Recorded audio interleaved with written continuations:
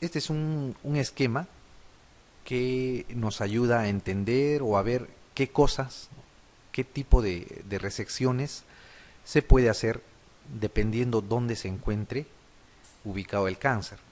¿Ok? Si tenemos un cáncer en el colon ascendente, ¿no? El ciego o el colon ascendente, lo que se va a hacer es una hemicolectomía derecha. ¿Ok? Si tenemos un cáncer en el ángulo hepático, se debe hacer una hemicolectomía derecha ampliada. ¿Ok? O sea, se saca todo el colon derecho con 2/3 del transverso. Si es que nosotros tenemos un cáncer en el colon transverso, lo que se hace es se saca todo el colon derecho, todo el transverso y el ángulo esplénico también. ¿Ok? Si nosotros tenemos un tumor en el ángulo esplénico, se va a sacar 2/3 del transverso y 2/3 del colon descendente.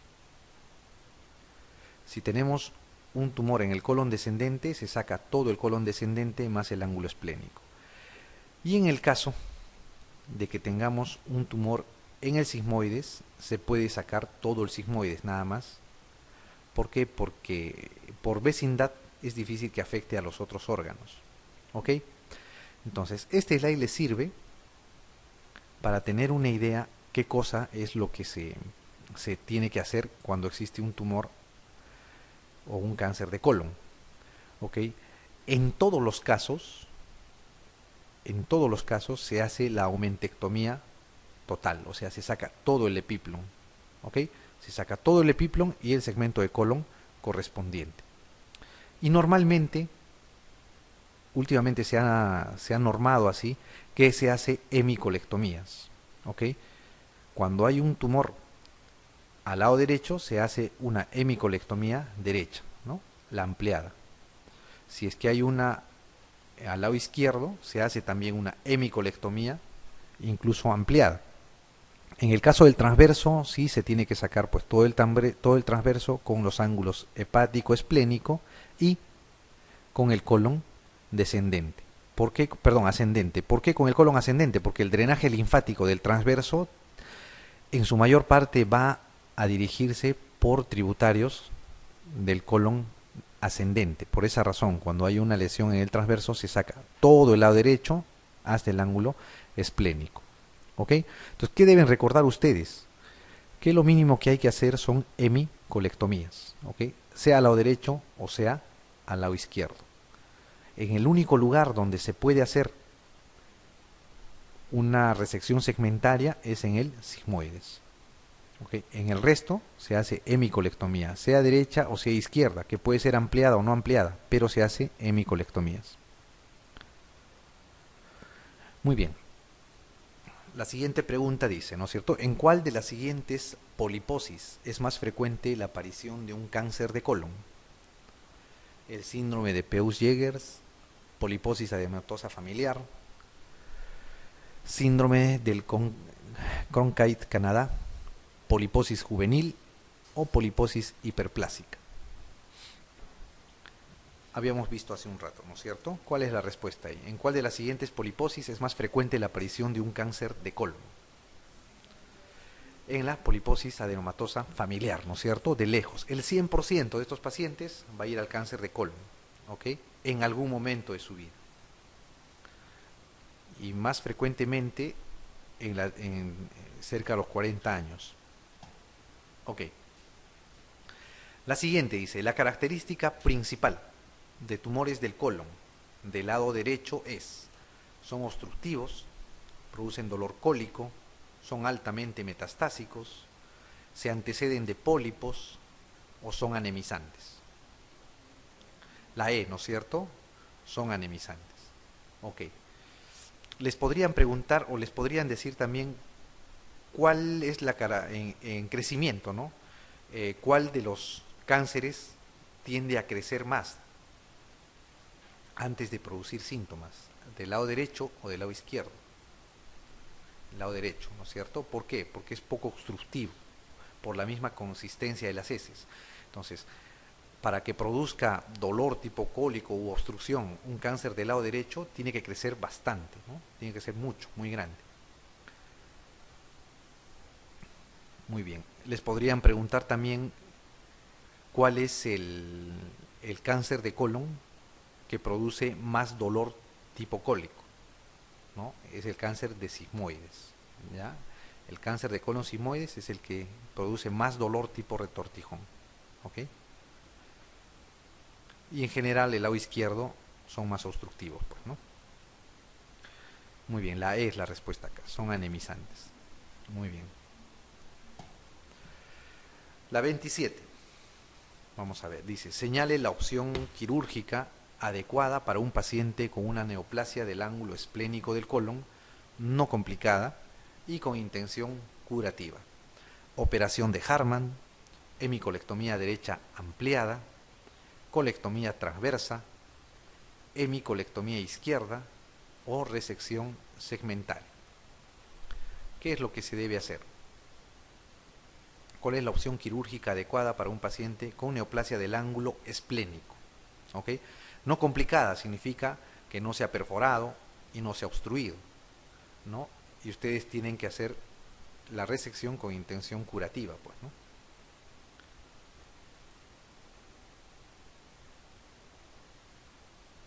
Muy bien, vamos a ver. ¿Resección segmentaria se hará? No, ¿no es cierto? Salvo que esté en el sigmoides, ¿no es cierto? Es el único lugar donde se puede hacer resección segmentaria, o sea, se puede sacar solo el sigmoides. Muy bien. ¿Una operación de Hartmann le harán? Recuerden que la operación de Hartmann en sí, lo único que se hace es, se reseca y se aboca el colon por un orificio en la piel, ¿no es cierto? Colostomía proximal y cierre del muñón distal. Esa es la operación de Hartmann. Que no se hace pues con intención curativa, ¿no? Hemicolectomía derecha ampliada. ¿Le harían? No, ¿no es cierto? Salvo que esté en el ángulo hepático, ¿no? En ese caso se le podría hacer una hemicolectomía derecha ampliada. No se hace eso. Colectomía transversa, ¿le harían? No, ¿no es cierto? No, en ningún caso. Lo que tendrían que hacer es una hemicolectomía izquierda, ¿verdad? Una hemicolectomía izquierda. Obviamente más omentectomía, ¿no? En todos los casos se debe hacer omentectomía, o sea, sacar el epiplon mayor. Muy bien, la siguiente, 28, dice, en una radiografía simple de abdomen, ¿cuál de las siguientes imágenes es característica del vólvulo de sigmoides? Presencia de niveles hidroaéreos, distensión de la zona ileocecal, gran distensión del asa sigmoidea, opacidad difusa del abdomen o velamiento del psoas. ¿Qué se ve? Van a ver una gran distensión del asa sigmoidea, pues, ¿no? Se ve ahí una imagen, la clásica imagen de un vólvulo de sigmoides es la imagen en grano de café, ¿no? Al lado izquierdo. Niveles hidroaéreos van a ver principalmente en intestino delgado, una distensión de la zona ileocecal a manera de un riñón cóncavo hacia arriba, se da en un vólvulo de ciego, ¿ok? Que es rarísimo, ¿no? Opacidad difusa del abdomen se presenta cuando hay líquido, normalmente ascitis. Y velamiento del psoas se produce cuando hay líquido también, pero en menor cantidad que la ascitis, por ejemplo en una peritonitis. No se ve la sombra del psoas. ¿Por qué? Porque hay líquido, ¿no?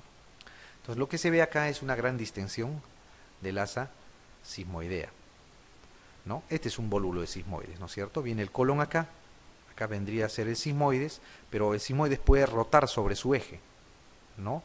Sobre su meso. Y al rotar sobre su meso va a producir una obstrucción, para decirles, adelantarles algo a la clase de obstrucción en asa cerrada se llama, ¿no? Una obstrucción en asa cerrada. ¿Por qué? Porque el contenido dentro del sigmoides no puede irse ni para arriba proximalmente ni para abajo distalmente. Entonces, esa es una característica de la obstrucción en asa cerrada. Si hubiera una obstrucción por cáncer acá, por ejemplo, eso no es una obstrucción en asa cerrada, porque hacia arriba va a estar libre, ¿no? Hacia abajo no. Pero en este caso está la obstrucción cerrando ambos cabos, ¿no es cierto? Proximal y distal. Muy bien. Esta imagen que les estoy mostrando acá, ¿no? Semeja a un grano de café, ¿no? Los que han visto el grano de café en vivo y en directo, más o menos es así. Se parece un pan francés, digamos, ¿no? Si tienen un poco de imaginación, acá está, este es un lado y este es el otro lado del pan francés o del grano de café, pues, ¿no? Esto es un vólvulo de sigmoides, ¿no? Ok.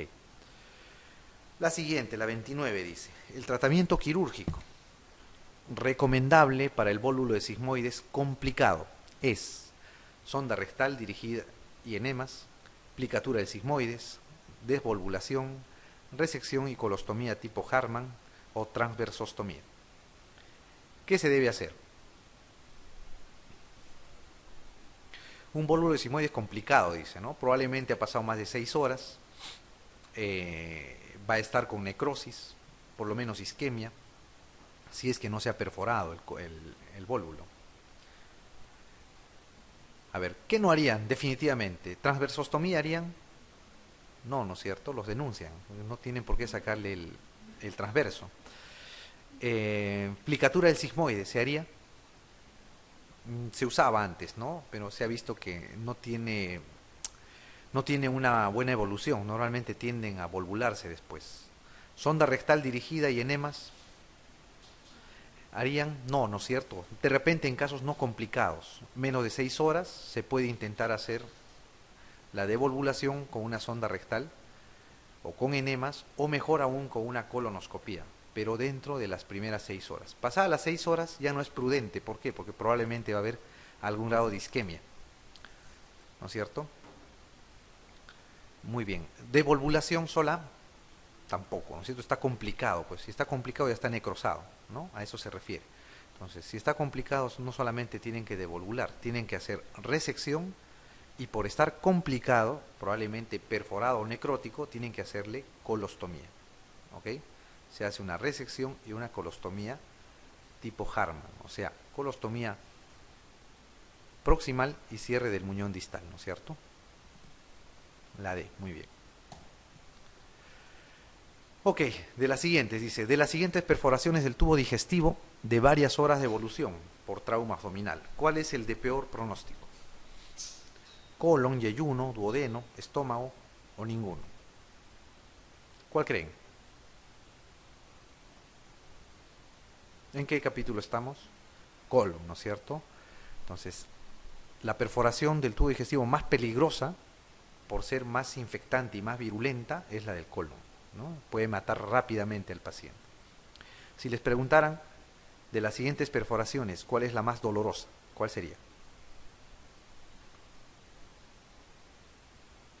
La de estómago, ¿ok? La de estómago es la que más duele, porque el ácido, al salir de la cavidad del estómago, va a producir una gran irritación peritoneal, con un dolor muy, muy intenso. Muy bien. La A, ¿verdad?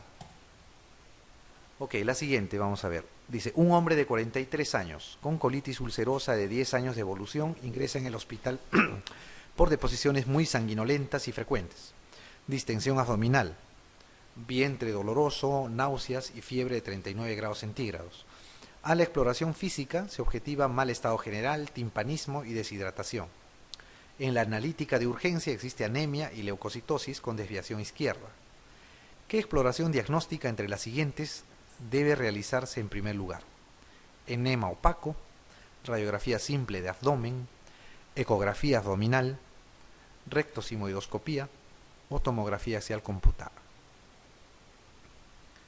¿Qué harían en este caso? ¿Qué le indican al paciente? Para empezar, ¿qué cosa es?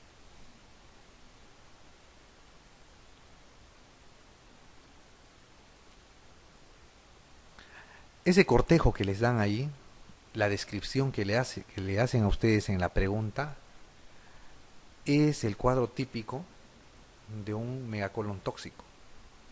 ¿Ok? De un megacolon tóxico. El megacolon tóxico se puede dar en pacientes que tienen colitis ulcerosa, enfermedad inflamatoria intestinal o incluso algunas gastroenteritis muy agresivas, ¿no? O la gastroenteritis por antibióticos, por ejemplo, ¿no? Por la presencia del Clostridium difficile. Entonces, este es un paciente con colitis ulcerosa de 10 años de evolución, de larga data, ¿no? Está sangrando, ¿ok? Probablemente si sangra es porque la mucosa está esfacelándose, se está necrosando. Hay distensión abdominal, ¿no? Dolor, náuseas, hay fiebre. Si es que hay fiebre es porque hay una infección ya adentro, ¿no? Está en mal estado general, está timpánico por la distensión que tiene, deshidratado probablemente por secuestro de líquidos, ¿no? Además hay anemia por el sangrado, obviamente, leucocitosis con desviación izquierda por la sepsis. ¿Qué exploración diagnóstica entre las siguientes deben realizar en primer lugar? Si es o piensan, sospechan que hay un megacolon tóxico, ¿qué tienen que hacer? ¿Enema le pondrán? No, pues no, se perfora. ¿Una rectosimoidoscopía?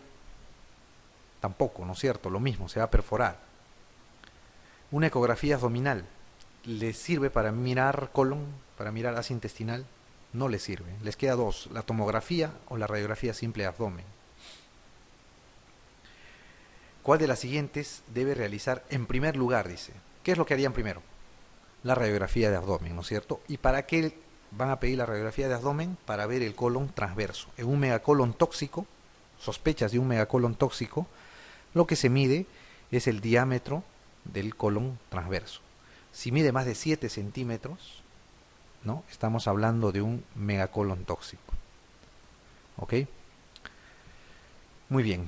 ¿Qué cosa es el megacolon tóxico entonces? Es una complicación potencialmente mortal, cierto, porque hay peligro de perforación, de una enfermedad intestinal inflamatoria, ¿no? La colitis ulcerativa, enfermedad de Crohn o ileitis regional se llama esto, o infecciones también. ¿Qué cosa hay? Dolor abdominal, distensión, sensibilidad, fiebre y signos de shock, pues, ¿no? Shock séptico normalmente están estos pacientes. ¿Qué se debe hacer? Se debe hacer una radiografía abdominal. ¿Para qué? Para medir el diámetro, especialmente del colon transverso, y ver si tiene más de 7 centímetros.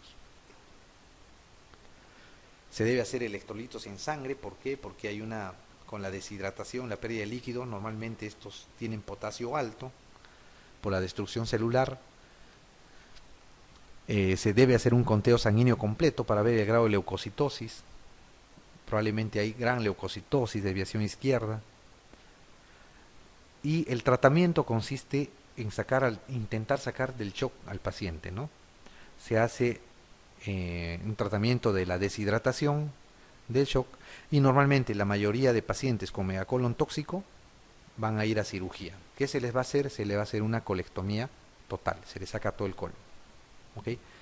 ¿Qué pasaría si ustedes se encuentran con ese mismo cortejo, pero el colon que lo miden en 5 centímetros o en 4 centímetros, o sea, no está tan dilatado? En esos casos, y si tiene peor aún el antecedente de alguna enfermedad como Crohn o como colitis ulcerativa, se puede usar corticoides para intentar bajar la inflamación, o sea, se puede intentar el tratamiento médico, ¿ok? Pero si ya hay una gran distensión mayor a 7 centímetros, normalmente estos pacientes se compensan algo y entran a sala, ¿no? Y se les hace la cirugía correspondiente, o sea, se les saca todo el colon. Muy bien, la siguiente dice, un enfermo de 14 años presenta dientes supernumerarios, un osteoma en la mandíbula, algunos fibromas y pólipos en el colon. ¿Qué tratamiento de los siguientes se debe prescribir? Colectomía total, quimioterapia, radioterapia, terapia génica o reconstrucción ortopédica. ¿Qué cosa le harían a este paciente? Es un jovencito, ¿no? 14 años. Tiene un montón de dientes, ¿no? Dientes supernumerarios. Un osteoma en la mandíbula. Tiene fibromas y tiene pólipos en el colon. ¿Cuál es el tratamiento que se debe hacer acá? Para empezar, ¿qué cosa es? Un Gardner, ¿no es cierto? Es un síndrome de Gardner, muy bien. ¿Qué se hace en los síndromes de Gardner? ¿Qué deberían hacer? Colectomía, pues, ¿no? Se saca todo el colon. ¿Por qué? Porque este paciente va a ser cáncer en algún momento. Se debe recomendar eso, ¿no? Que se haga la colectomía total. En general, les ponen la edad de 14 años, ojo, porque hasta los 14 años se puede esperar para hacer una colectomía en una poliposis adenomatosa familiar. Mayores de 14 años deben entrar a cirugía, ¿no? Los menores de 14 años se puede esperar, ¿ok? Hasta que más o menos cumplan esa edad. No, pero este es un cuadro típico de un Gardner, ¿no es cierto? Se debe hacer una colectomía total. Incluso lo mejor, la alternativa mejor es una colectomía más la resección del recto, ¿no? Una proctocolectomía total, o sea, sacar del ciego, el sigmoides y el recto inclusive, ¿no? Para evitar el cáncer colorectal, ¿no? Que se produce en estos pacientes. Muy bien, la A es la respuesta ahí. La siguiente dice, un paciente con colitis ulcerosa de 12 años de evolución. Las biopsias seriadas demostraron la presencia de displasia grave en las muestras del área sigmoidea. ¿Qué actitud recomendaría? Resección del sigma, colectomía total, nueva toma de biopsias en 3 meses y resección de la lesión en caso de confirmarse, ecoendoscopía para evaluar la invasión de la pared intestinal, quimioterapia con 5-fluorouracilo y reevaluación en 6 meses. ¿Qué harían con este paciente?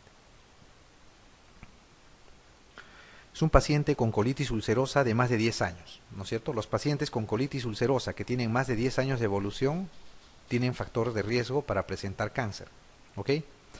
Habíamos dicho ya. Las biopsias seriadas, le hacen la biopsia a este paciente y lo que encuentran no es cáncer, ciertamente, pero es una displasia grave, ¿no? ¿Qué le recomendarían?